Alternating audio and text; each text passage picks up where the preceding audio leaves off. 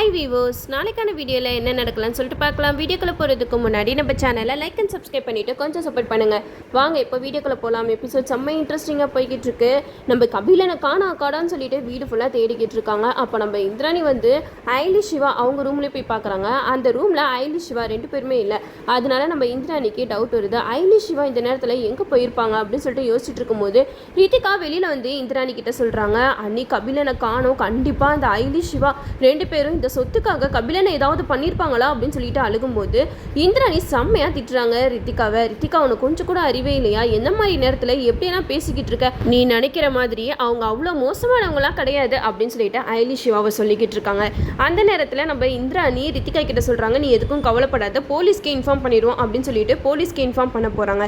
அப்போன்னு பார்த்து கபிலன் வந்து அடிபட்டு வராரு. கபிலனை பார்த்ததுமே இந்திராணி பயங்கரமாக ஷாக் ஆகுறாங்க. என்னாச்சு கபிலா, என்ன உனக்கு, யார் உன்னை போட்டு இப்படி அடிச்சா அப்படின்னு கேட்கும்போது கபிலன் சொல்றாங்க, இது எல்லாமே அந்த ஏடியோட வேலை தான். அந்த ஏடி தான் ஏதோ பிளான் பண்ணி எங்கேயோ சரக்கு இருக்கு அது இருக்குன்னு சொல்லிட்டு என்னை அந்த இடத்துக்கு வர சொல்லி கையும் கல்லுமா பிடிச்சி என்னை போட்டு அடின்னு அடிச்சுட்டாங்க. அதுக்கப்புறமா அவங்க கிட்ட நான் சொல்லி எஸ்கேப் ஆகி வரதுக்குள்ள ஒரு வழி ஆயிட்டேன் அப்படின்னு சொல்றாங்க. இதை கேட்டதுமே இந்திராணி பயங்கரமா டென்ஷன் ஆகுறாங்க. என்னதான் இருந்தாலும் அந்த ஏடி பண்ணது தப்பு. அவன் மனசுல என்ன நினைச்சுக்கிட்டு இருக்கா, என் தம்பி மேலேயே கை வச்சுட்டால, அவளை நான் சும்மா விட மாட்டேன் அப்படின்னு சொல்லிட்டு பயங்கரமா டென்ஷன் ஆகுறாங்க. அப்போ இந்திராணி சில்வராணி கிட்ட சொல்றாங்க, சித்தி நீங்க போயிட்டு கபிலனை கூட்டிட்டு போயிட்டு சுடுதண்ணி உத்தரம் கொடுங்க அப்படின்னு சொல்ல எல்லாருமே கபிலனை கூட்டிட்டு போறாங்க. அந்த நேரம் பார்த்து தான் நம்ம ஐலி சிவா அவங்க ரூம்ல இருந்து வராங்க. அப்போ இந்திராணி ஐலி சிவாவை பார்த்து செம்மையா டென்ஷன் ஆகுறாங்க. ரெண்டு பேருமே எங்க போனீங்க அப்படின்னு சொல்லிட்டு கேட்க, அப்போ ஐலி சிவா ரெண்டு பேரும் சொல்றாங்க, நாங்க இங்க தான் இருந்தோமே அப்படின்னு சொல்றாங்க. அப்போ செல்வராணி சொல்றாங்க, என்ன நீங்க இங்க தான் இருந்தீங்களா? உங்க ரூம்ல நான் போய் பார்த்தேன், ஆனா நீங்க ரெண்டு பேருமே உங்க ரூம்ல இல்ல அப்படின்னு சொல்லிக்கிட்டு இருக்காங்க. அப்போ இந்திராணி செல்வராணி கிட்ட சொல்றாங்க, சித்தி நீங்க எதுக்குமே டென்ஷன் ஆகாம கபிலனை கூப்பிட்டு போங்க அப்படின்னு சொல்லிட்டு அவங்கள அனுப்பிச்சு வச்சிடறாங்க. இந்த இடத்துல இந்திராணி வந்து ஐலி கிட்ட கேட்குறாங்க, ஐலி உண்மையை சொல்லு, நான் கூட உங்கள் ரூமுக்கு வந்து பார்த்தேன், நீங்கள் ரெண்டு பேருமே ரூமில் இல்லை அப்படின்னு சொல்லிட்டு கேட்கும்போது ஐலி சொல்கிறாங்க, இல்லை நீ நாங்கள் இங்கே தான் இருந்தோம் அப்படின்னு தயங்கி சொல்லும்போது இந்திராணி சொல்கிறாங்க, நீங்கள் எந்த வேலைக்கு வந்தீங்களோ அந்த வேலையை இந்த 10 நாளில் முடிச்சுட்டு கிளம்பி போய்கிட்டே இருங்க அப்படின்னு சொல்லிட்டு போயிடுறாங்க. அப்போது கபிலனுக்கு ஒரு பக்கம் உதயகுமார் வந்து விசிறியால் சிவி விட்டுட்டு இருக்காரு, ஒரு பக்கம் செல்வராணி வந்து சுடுதண்ணி உத்தரம் கொடுத்துட்ருக்காங்க. இதை எல்லாத்தையுமே நம்ம சிவா வந்து தூரத்தில் இருந்து பார்த்துட்டு கபிலன் ரொம்பவே கொடுத்து வச்சுவேன், அவனுக்கு ஒன்றுனா எல்லாருமே துடிக்கிறாங்களே அப்படின்னு சொல்லிட்டு கண் கலங்கிட்டு ரூம்குள்ளே போகிறாங்க. அப்போது ஐலிக்கு நம்ம கண் கலங்குனது தெரியக்கூடாது அப்படின்னு சொல்லிட்டு கண்ணை தொடச்சிட்டு ஐலி கிட்ட சொல்றாங்க, என்ன ஐலி சமையல் வேலைலாம் முடிஞ்சிடுச்சா அப்படிங்கிற மாதிரி கேட்கும்போது ஐலி சொல்றாங்க, என்ன சார் என்கிட்ட உங்க ஃபீலிங்ஸை மறைக்க பார்க்குறீங்களா? உங்க முகம் வேணா சிரிக்கலாம், ஆனால் உங்க கண்ணில் ஒரு சோகம் தெரியுது அப்படின்னு சொல்ல, அப்போ சிவா சொல்றாங்க, ஆமா ஐலி, நான் கபிலனை பார்த்தேன், கபிலனுக்கு அடிபட்டிருக்குன்னொன்னே அப்பா ஒரு பக்கம் விசிறி விடுறாரு, ஒரு பக்கம் சித்தி சுடுதண்ணி ஒத்தரெல்லாம் கொடுக்குறாங்க. இதெல்லாம் பார்க்கும்போது கபிலன் ரொம்ப கொடுத்து வச்சுவேன், ஆனால் என்னையே எடுத்துக்கோ, எனக்கு ஏதாவது ஒன்றுனா என்ன ஏதுன்னு கேட்கக்கூட ஆள் இல்லை அப்படின்னு சொல்லிட்டு ரொம்பவே ஃபீல் பண்ணுறாங்க. அப்போ ஐலி சொல்கிறாங்க, கண்டிப்பாக சார், நீங்கள் தான் இந்த வீட்டோட மூத்த வாரிசு அப்படின்னு தெரிஞ்சிச்சுன்னா எல்லாருமே உங்களை தலையில் தூக்கி வச்சு கொண்டாடுவாங்க பாருங்களேன் அப்படிங்கிற மாதிரி நம்ம ஐலி சொல்கிறாங்க. அப்போது சிவா கேட்குறாங்க, நீ எதுக்கு ஐலி ஒரு மாதிரி உட்காந்துருக்க அப்படின்னு சொல்லிட்டு கேட்கும்போது ஐலி சொல்கிறாங்க, நீங்கள் பார்த்தீங்கல்ல இந்திராணி எவ்வளோ கோவப்பட்டு பேசுகிறாங்க, அவங்க எவ்வளோ சுயநலமாக இருக்காங்க பாருங்களேன், அவங்க ஃபேமிலியை யாருக்காகவும் எதுக்காகவும் விட்டு கொடுக்க மாட்டுறாங்க, இருந்தாலும் அவங்க அந்த அளவுக்கு ஃபேமிலி மெம்பர்ஸ் எல்லாத்தையுமே நம்பிக்கிட்டு இருக்காங்க, அந்த ஏடி மோசமானவா அப்படிங்கிற மாதிரி என்னை பற்றி எவ்வளோ கேவலமாக நினச்சிட்டாங்களோ அதை நினச்சாதான் எனக்கு ரொம்பவே கவலையாக இருக்குது அப்படின்னு சொல்கிறாங்க. அதுக்கு சிவா சொல்கிறாங்க, நீ எதுக்காக ஐலி ஃபீல் பண்ணுற, அவங்க ஒன்றும் ஒன்னே திட்டலையே, தன்னோட தம்பியை யார் அடித்தாங்களோ அவங்கள தானே திட்டினாங்க, அவங்க தம்பி மேலே உள்ள பாசத்தில் தான் இப்படிலாம் பேசிட்டாங்க, நீ எதுக்கும் கவலைப்பட்டுட்டு இருக்காத, கண்டிப்பாக தப்பு பண்ணவங்களுக்கு தண்டனை கிடைச்சே ஆகணும், அது யாராக இருந்தாலும் சரி எவராக இருந்தாலும் சரி அப்படின்னு சொல்லிட்டு நம்ம சிவா சொல்கிறாங்க. அப்போ நம்ம இந்திராணி ஹாலில் உட்காந்துட்டு இருக்கும்போது ரித்திகா வந்து இந்திராணிக்கு காஃபி கொடுக்குறாங்க. இந்தாங்க நீ காஃபி எடுத்துக்கோங்க அப்படின்னு சொல்லிட்டு விழுந்து விழுந்து கவனிக்கிறாங்க. இதை எல்லாத்தையுமே செல்வராணி நோட் பண்ணிக்கிட்டே இருக்காங்க. என்னது இது, ரித்திகா எப்போயும் இல்லாமல் இன்னைக்கு கொஞ்சம் வித்தியாசமாக இருக்கா, ஒன்றும் புரியலையே, என்னதான் நடக்குதுன்னு சொல்லிட்டு பார்ப்போம் அப்படின்னு சொல்லிட்டு ஓரமாக நின்றுட்டு இருக்காங்க. அப்போ ரித்திகா வந்து இந்திராணி கிட்ட கேட்குறாங்க, அனி நான் இன்னைக்கு ஆஃபீஸ் வரட்டுமா அப்படின்னு சொல்லிட்டு கேட்கும்போது நீ தாராளமாக வரலாம் அப்படின்னு சொல்லிக்கிட்டு இருக்காங்க. அப்போ ரித்திகா கேட்குறாங்க, என்ன சமைக்கலாம் அப்படின்னு சொல்லிட்டு கேட்குறாங்க. அதுக்கு இந்திராணி சொல்கிறாங்க, உனக்கு என்ன பிடிக்குதோ அதே செய் அப்படிங்கிற மாதிரி சொல்ல, அதை கேட்ட ரித்திகாவும் சரி நம்ம அன்னிக்கிட்ட என்ன ட்ரெஸ் போடலான்னு சொல்லிட்டு எடுத்துகிட்டு வந்து காட்டுவோம் சொல்லிட்டு 10 சாரியை எடுத்துகிட்டு வந்து காட்டுறாங்க. இந்திராணி இந்த சாரியில் எது நான் போட்டால் கரெக்டாக இருக்கும்னு சொல்லுங்கள் அப்படின்னு சொல்லும்போது இந்திராணி சொல்கிறாங்க, என்ன ரித்திகா சின்ன பிள்ளைத்தனமாக பண்ணிக்கிட்டு இருக்க, இதெல்லாமா என்கிட்ட கேட்டுட்டு இருப்ப, உனக்கு எது பிடிச்சிருக்கோ அதை நீ போடு அப்படிங்கிற மாதிரி சொல்கிறாங்க. அப்போ ரித்திகா சொல்கிறாங்க, இல்லை நீ உங்களுக்கு தானே தெரியும் ஆஃபீஸ்க்கு நான் ஃபர்ஸ்ட் டைம் வர போகிறேன், எது நல்லா இருக்குமோ அதை சொல்லுங்கள் நான் போட்டு வரணும்னு இந்திராணி ஒரு புடவையை செலக்ட் பண்ணி கொடுக்குறாங்க. அது மட்டும் இல்லாமல் ரித்திகா இந்திராணி கிட்ட சொல்கிறாங்க, நாளைக்கு என் ஃப்ரெண்டோட பர்த்டே ஃபங்க்ஷன் இருக்குது, நான் போயிட்டு வரட்டுமா அப்படின்னு கேட்கும்போது இந்திராணி, நீ சும்மா சும்மா என்கிட்ட எதுவும் கேட்டுட்டு இருக்காத, இதுக்கெல்லாம் என்கிட்ட பெர்மிஷன் கேட்கணும்னு அவசியம் இல்லை அப்படிங்கிற மாதிரி சொல்லிக்கிட்டு இருக்காங்க.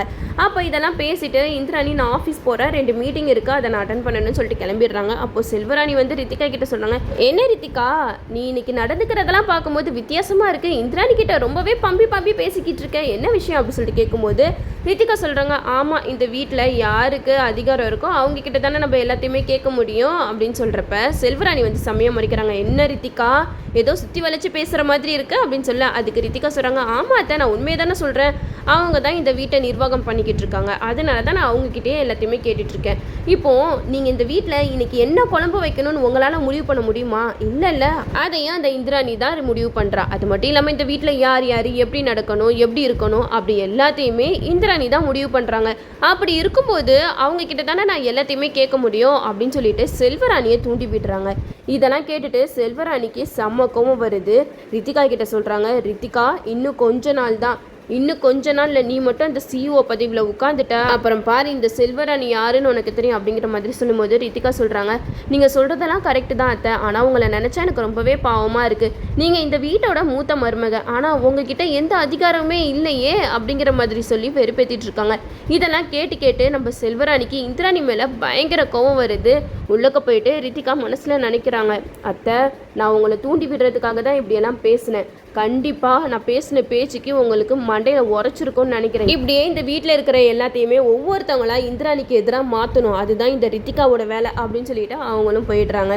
இந்த சைடு நம்ம இந்திராணி வந்து யோசிச்சுக்கிட்டே இருக்காங்க, இந்த ஐலி சிவா உண்மையாகவே கல்யாணம் பண்ணிட்டாங்களா இல்லை கல்யாணம் ஆன மாதிரி நடிச்சுக்கிட்டு இருக்காங்களா, ஒன்றுமே புரியலையே, இந்த சந்தேகத்தை கிளியர் பண்ணுறதுக்காக நம்ம ஒரு வேலை பண்ணணும், நம்ம பேசாமல் ஐலிக்கு தாலி பிரித்து கோக்குற ஃபங்க்ஷன் வைக்கலாம், அதில் வந்து சிவா ஐலி கழுத்தில் எல்லாரும் முன்னாடி தாலி கட்டுவாங்கல்ல, அப்போ வந்து நம்ம ஐலி என்ன மாதிரியான ரியாக்ஷன் கொடுக்குறான்னு பார்ப்போம், அப்போ தெரியும் இவங்க 2 பேருமே உண்மையான புருஷன் பொண்டாட்டி தானா, அப்படி இல்லைன்னா நம்ம கிட்ட நடிச்சுக்கிட்டு இருக்காங்களா அப்படிங்கிறத நம்ம கண்டுபிடிக்க முடியும் அப்படின்னு சொல்லிட்டு இந்திரையும் வந்து இப்படி ஒரு பிளானை போட்டிருக்காங்க. இந்த பிளானை தெரிஞ்சுக்கிட்டு நம்ம ரித்திகா செம்ம கோவப்படுறாங்க. செல்வராணி கிட்ட போய் சொல்றாங்க, என்னத்த நடக்குது இந்த வீட்டில், ஓடி போய் கல்யாணம் பண்ணிட்டு வந்தவளுக்கு முறையா தாலி பிரித்து கோக்குற ஃபங்க்ஷன் நடக்குது, ஆனால் இன்னும் எனக்கு தாலி பிரித்து கோக்கவே இல்லையே அப்படிங்கிற மாதிரி சொல்லும்போது செல்வராணி சொல்கிறாங்க, நீ எதுக்கும் கவலைப்படாத ரித்திகா, இதை நான் சும்மா விட மாட்டேன், கண்டிப்பாக இந்த இந்திராணி கிட்ட போய் என்ன எதுன்னு கேட்குறேன் அப்படின்னு சொல்லிட்டு செல்வராணி வந்து இந்திராணி கிட்ட கேட்குறாங்க, என்ன இந்திராணி நினச்சிக்கிட்டு இருக்க மனசில், ஓடி போய் கல்யாணம் பண்ணவங்களுக்கு தாலி பிரித்து கோக்குற ஃபங்க்ஷன் வைக்கிற, முறையாக கல்யாணம் பண்ணிட்டு வந்த நம்ம ரித்திகாவுக்கு தாலி பிரித்து கோக்குற ஃபங்க்ஷன் இன்னும் வைக்கவே இல்லையே அப்படின்னு சொல்ல, அதுக்கு இந்திராணி சொல்கிறாங்க, இதுதான் அவங்க பிரச்சனையா சித்தி, அவங்களுக்கும் சேர்த்தே வச்சிடலாம் அப்படின்னு சொல்லிடுறாங்க. நம்ம செல்வராணியால் எதுவுமே பேச முடியல, ஏன்னா இந்திராணி வச்சது தானே இந்த வீட்டில் சட்டம், அதனால செல்வராணியும் ரித்திகா கிட்ட போய் சொல்கிறாங்க, நான் பேசிட்டேன் இந்திராணி கிட்ட, நீ எதுக்கும் கவலைப்படாத, நாளைக்கு உனக்கும் தாலி பிடிச்சி கோக்குற ஃபங்க்ஷன் இருக்கு அப்படின்னு சொன்னோன்னே ரித்திகா வந்து செம்மையாக கோவப்படுறாங்க. என்னத்த சொல்கிறீங்க, ஐலி நானும் ஒன்றா, அவளோட ரேஞ்ச் என்ன என்னோட ரேஞ்ச் என்ன, என்னோட ரேஞ்சுக்கு அவன் பக்கத்துலேயே நிற்கக்கூடாது அப்படின்னு சொல்கிறாங்க. இதை கேட்ட செல்வராணி சொல்கிறாங்க, இங்கே பாரு ரித்திகா, வேற வழி இல்லை, இந்திராணி வந்து முடிவு பண்ணிட்டா, இதுக்கு நம்ம ஒத்துக்கிட்டு தான் ஆகணும் அப்படிங்கிற மாதிரி சொல்லும்போது ரித்திகாவுக்கு சமக்கவும் வருது. நான் போய் பேசுகிறேன் அப்படின்னு சொல்லிட்டு இந்திராணி கிட்ட போய் பேசுகிறாங்க. அண்ணி நீங்கள் பண்ணுறது கொஞ்சம் கூட சரியில்லை, அது என்ன ஐலி கூட சேர்ந்து எனக்கும் தாலி பிரித்து கோக்குற ஃபங்க்ஷன் வைக்கிறீங்க, எனக்கு இது சுத்தமாக பிடிக்கல, ஒன்று அவளுக்கு இந்த ஃபங்க்ஷன் வைக்காதீங்க, அப்படி இல்லைனா எனக்கு மட்டும் வைங்க அப்படிங்கிற மாதிரி சொல்லும்போது இந்திராணி சொல்கிறாங்க, இங்கே பாரு ரித்திகா, நீ வந்து உனக்கு இந்த ஃபங்க்ஷன் வேணும் அப்படின்ற கேட்குற உரிமை வேணா உனக்கு இருக்குது, ஆனால் இந்த விஷயம் மற்றவங்களுக்கும் கிடைக்கக்கூடாது அப்படின்ட்டு நினைக்கிற புத்தி என்றைக்குமே இருக்கவே கூடாது அப்படின்னு சொல்லிட்டு செம்மையாக கேள்வி கேட்குறாங்க. புடவையை எடுத்து கொடுத்து, ரித்திகா நீயும் போய் ரெடி ஆகிட்டு வா, ஐலி உனக்கு தாலி பிடிச்சி கோக்குற ஃபங்க்ஷன் இருக்குது, நீயும் போயிட்டு ரெடி ஆகிட்டு வா அப்படின்னு சொல்லிட்டு 2 பேரையும் ரெடியாக சொல்லிடுறாங்க. இந்த சைடு நம்ம ரித்திகாவுக்கு அந்த புடவை சுத்தமாக பிடிக்கவே இல்லை, அந்த புடவையை தூக்கி போட்டு செம்மையாக கத்திக்கிட்டு இருக்காங்க. இந்த வீட்டில் ஏன் இஷ்டப்படி எதுவுமே நடக்க மாட்டேங்குது, எல்லாமே அந்த இந்திராணி வச்ச சத்தமாக தான் இருக்கா அப்படின்னு சொல்லிட்டு பயங்கரமாக டென்ஷன் ஆகிக்கிட்டு இருக்காங்க. கண்டிப்பாக இந்த ஃபங்க்ஷனில் ஏதாவது ஒரு குட்டிகளை தான் நம்ம ரித்திகா பண்ணி இந்திராணி கிட்ட அடிவாங்க தான் போகிறாங்க, அதையே நம்ம வெயிட் பண்ணி பார்ப்போம். ஓகே வீவர்ஸ், இந்த வீடியோ உங்களுக்கு பிடிச்சிருந்தா லைக் பண்ணுங்கள், மறக்காமல் நம்ம சேனலை சப்ஸ்கிரைப் பண்ணிடுங்க.